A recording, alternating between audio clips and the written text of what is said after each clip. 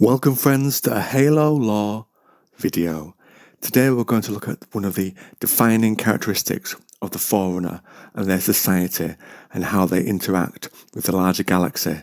We're going to take a look at the Mantle of Responsibility. So before we get into the real details of it, what is the Mantle of Responsibility? It's a set of beliefs, practices, and it's the basis for both the law and political organisation of the Forerunners. It offers an ethical framework for Forerunners to live their lives by. The core tenet of it is the protection and preservation of life, with a particular focus on sentient life. If you have the mantle, you must embrace the weight of it. To some, this would look as a good thing, an older race helping the youngers. Others see it as highly authoritarian. And in this next section, we're going to take a little look at either side of those coins. So from the authoritarian view, this is a privileged, highly advanced alien society telling others how they should run their planets and their lives and their empires perhaps. Now, as ever with these sort of things, it all comes down to the individual that's implementing their take on the mantle. So some Forerunners see the galaxy as wild and barbaric, and they see certain other species as putting forward their interest and pushing it and causing the destruction of others. Some would argue that is what the Forerunners themselves are doing. But in these situations, identifying these other races, the Forerunners will step in to stop lesser civilizations from disrupting two factors, both galactic harmony and biodiversity, and so they will enforce genetic and cultural states that the Forerunners' wisdom alone deemed proper and acceptable. Then on the more of the philanthropy side of things, the Forerunners bring benevolence to other races to protect them, to hone them to continue in healthy ways. The Forerunners themselves see them as acting in a advisors, gardeners, caretakers, you can use various terms for it. They want the other races to flourish and evolve and to have minimal intervention in the development of those races. And in some extreme cases of this philosophy, a Forerunner would say that a race could go extinct or fight amongst themselves to that end, and that this would provide potential for new growth in the galaxy. So you see that both sides have positive and negative qualities. Within a Forerunner society, the responsibility to make these sort of decisions, the execution of the mantle, and how it will affect other races, falls to the Ecumene Council.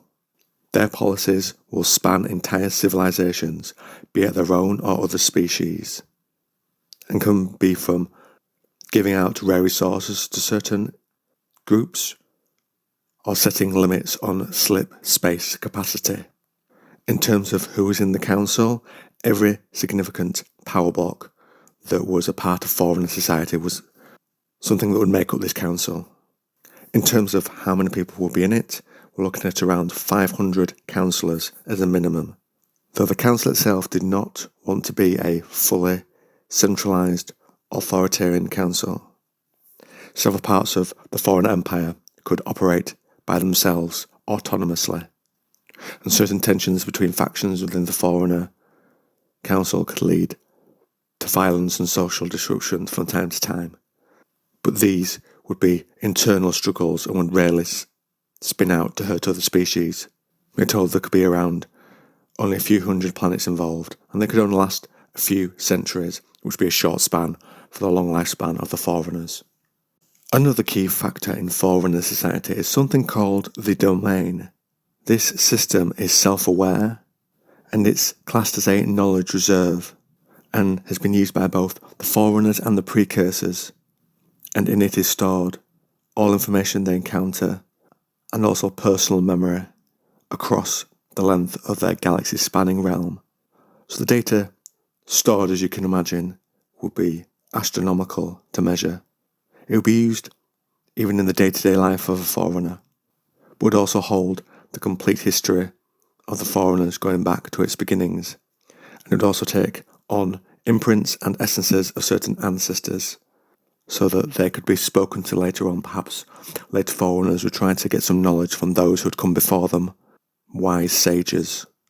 So it basically was the sum of everything the Forerunners were and wanted to be. However, there were some elements of it that were hidden from the Forerunners because it was inherited from the precursors, and we'll go a little more into that in a moment. The Forerunners did not know a lot of how it functioned, perhaps other than on a basic level to actually be able to put your knowledge into it. And so they also did not have the means to interpret a lot of what the precursors had actually put into it. So whilst it's got many upsides, it also has some downsides. Now, a lot of it was destroyed when the halo was fired, but certain infrastructure from it survived. We are told that its full restoration was rekindled by a handful of Forerunners just before their own self-appointed exile. The Forerunners looked upon themselves as being only a passing stage in the larger living time in the universe, and that greater civilizations would eventually follow them. And we're told this is also the origin of the name Forerunner. So we'll go into a little more on the living time, which I just mentioned. It's a concept to the Forerunners that's very important. It relates to how time flows and the joy of life's interaction with the cosmos. It's the deepest, most founding concept behind the Mantle, and we're told that this was taken from precursor philosophy. They had a take on something called neural physics. This is a belief that everything in the universe is a living entity, and that entity is enriched by the whole experiences of everything in the universe, all that life, all the changes that go on in life for everyone in the galaxy, all feeds into that living entity as they believe. So things like struggle, competition and war are not against that harmony, they are part of it. It's regarded as a natural part of life. But things like needless excessive cruelty, destruction, those sort of approaches were seen as counterproductive. So to build on that concept of living time, every living being has a world line that is tied to time and goes forward with them. When they intersect, it's called a synchron. Mostly, these go unnoticed, but when particular ones come together and cause a particularly big change, the Forerunners will then notice this. They will notice the links between them and the other individuals sharing that fate that they are tied to. And you can see how this is very foundational in terms of the Mantle and their ties and actions with other people. That is why they have such a deep want for the Mantle and to help other races. The Mantle also has weight on an individual level, a personal level for a Forerunner. And so this leads to certain ways of living for the Forerunners. They must abstain from meat, because one of the views of the Mantle is that the eating of the flesh of unfortunates was forbidden. It also includes very strict rules on stopping suicide. So you can imagine if the flood was attacking them, that might be something that a Forerunner would consider. Now, in terms of the philosophy of the Mantle, their views and how it is put into practice, there are differences between the precursors and the Forerunners. We've told you some of the Forerunner philosophy, so let's do a little of the precursors so that we can contrast the two. Now, the precursors believed that the universe itself was an entity on an incredibly high scale, one much higher than individuals, organics can understand.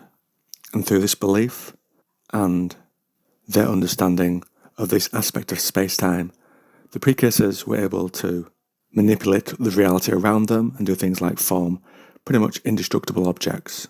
Now this crosses over here with the Forerunner concept on living time, where the good things in life that are experienced were nourishment to this living universe. And the Forerunners, because of this, wanted to experience both hardship and struggles that all other life in the universe would have to face. And so they committed themselves to very different types and very high numbers of cycles of evolution, development of technology, death and rebirth over and over again, basically going through these experiences so that they could understand what others were going through. And so we come back in this last part to the Forerunner and precursor approaches to these things. They both agree that the living beings within the universe and their interactions with the universe, those experiences, add to the overall concept of the entities that they believe in. And you can see how that feeds into recording all that within the domain, how it led to want to do that. Think of the precursors living all these different evolutions. They've recorded all that in the domain so that it could be a source for them to later draw upon.